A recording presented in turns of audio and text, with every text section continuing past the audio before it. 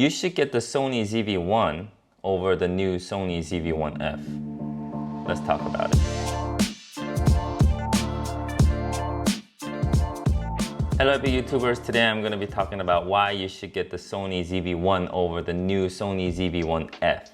Just to let you know that I haven't tried the Sony ZV-1F, but I had my Sony ZV-1 since its release. And by looking at the specs and other 50 different YouTube videos about the Sony ZV-1F, I think still the Sony ZV-1 is a better buy. And hopefully my video will be helping you quickly summarize all these videos on why the Sony ZV-1 is better than the Sony ZV-1S. Of course, it's personal preference, but I'm just gonna be giving you my reason why I would still go with the Sony ZV-1. The main reason I would go with the Sony ZV-1 is the versatility of the focal length. The Sony ZV-1 has a full frame equivalent of 24-70, whereas the new Sony ZV-1F have a fixed 20mm full frame equivalent fixed lens on there.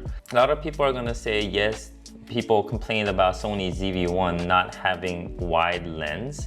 And especially when you're turning on active state, it became like 30mm. But there was a very easy fix, which was getting one of these. Pretty cheap, and it will actually give you, better grip and wider view when you actually use it. So the fix to that not wide enough was very easy. If you're trying to shoot something that is far away, you can have the option to zoom in.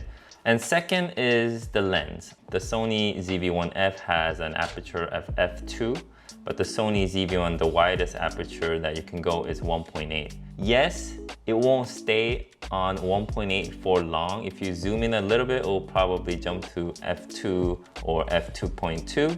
But still, it's better to have an option to have 1.8 at some point, because it will help you a little bit with the low light and also have a little bit more blurrier background.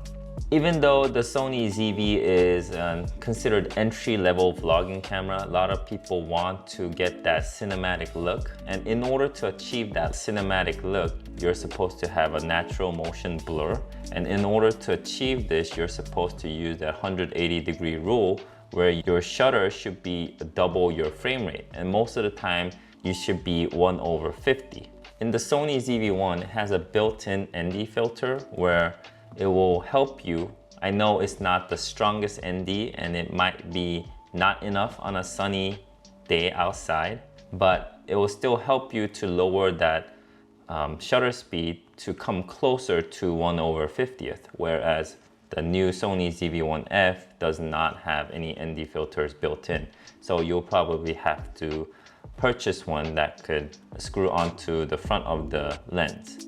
So there's another difference, probably a big cost saving I think on the Sony's end, is that the Sony ZV-1 has a multi-interface hot shoe versus the Sony ZV-1F does not. That means having the multi-interface hot shoe means you can use on-camera flash if you want to use a flash, or you can use like one of those Sony microphones if you're not happy with the onboard mic, which is awesome in my opinion. So on Sony ZV-1F, it's just a regular cold shoe, versus on Sony ZV-1, it's a multi-interface hot shoe. This one is a very personal preference. The Sony ZV-1 is a zoom lens, so if you turn it on, the camera will stick out. But when it's off, it will automatically go in and then close the front of the lens. Whereas the Sony ZV-1F is a fixed lens and you have to open the cap. I consider the Sony ZV-1 as a running gun camera. And in that situation, I don't want to think about, taking out a cap and having it in my pocket. So it's one less thing to worry about. I know it's a very small thing and it can be a personal preference, but I will rather have something that will automatically shut and open if I have to. And the Sony ZV-1, the ISO goes up to 12,800 versus the Sony ZV-1F, it goes up to 6,400. Yes, I'll probably not shoot anything that high of an ISO with the Sony ZV-1, but like I said again, it's a good option to have if you really need to push that ISO to the highest. I think a lot of people use the ZV-1 as just straight up shoot and upload and stuff like that, but some people want to have a little bit more control in post. And this is when the Sony ZV-1 wins the Sony ZV-1F, because yes, video side is basically the same. You can shoot with different profiles, but on photos, the Sony ZV-1 can shoot both RAW and JPEG, whereas the Sony ZV-1F, you're only able to shoot JPEG. Yes, the JPEG, you can still, do post-processing and edit in post, but having the RAW file gives you a little bit more flexibility in post. And lastly, a lot of people are going to be talking about, oh, of course Sony ZV-1 is better because it's more expensive. And yes, it is expensive, but Sony ZV-1, there's always a sale on this camera. Right now, I think, as I'm making this video on B&H, it's sale for $700. And the ZV-1F is $500. So if you think about it, $200 is not a small amount, but if you think all the stuff that you're getting on the Sony ZV-1 compared to the Sony ZV-1F, I think $200 is definitely worth it.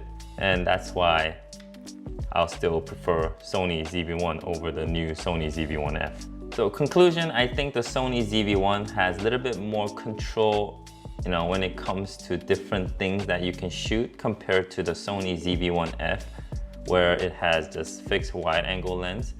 And I think it all comes down to what you really want. If you really want to, have a little more different style or different focal length, different view of, footage versus your main thing is, vlogging with a wide angle lens. So I think it all comes down to personal preference, but I think Sony ZV-1 is more worth it when it comes to having more versatility. And if you just want to shoot wide like this, I think smartphones are pretty good these days.